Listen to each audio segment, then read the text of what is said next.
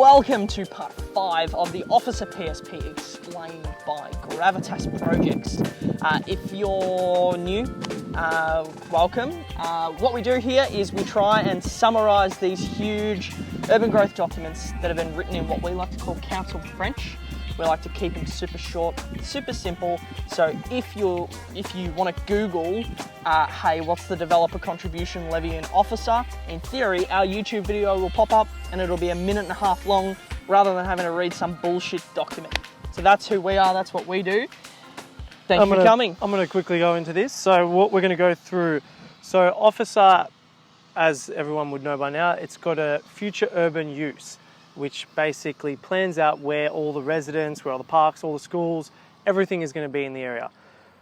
What I've done is just calculated how much of each will go into the Officer PSP. So they've planned the following. So there's 14 schools, of which some are existing and some are planned. There's a good mix of schools too. Yeah. So I know there's a couple already. There's a special needs school, there's a couple of religious schools, there's public schools, there's just straight private schools. There's a good mix of schools. So there's a school for everyone.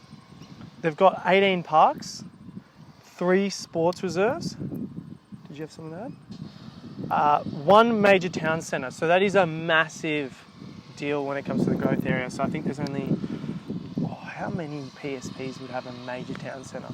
Probably should have looked that up. Off the top of my head, I'd say, well, a town centre is supposed to be Westfield sized. Something Westfield sized. So have a think about if you're from Melbourne and if you're watching this, you're either a landowner or a developer who's in Melbourne, probably, unless you're considering New South Wales projects and you've stumbled across the worst presented YouTube channel in the world. Look, we'll have this down in part 30, I reckon, of what number that is. But how many Westfields do you reckon there are? Well, we've got Frankston, Fountain Gate, Cranbourne's quite big, Chadstone. Yep, Chatty. Southland. Let's say Eastland as well. Eastland.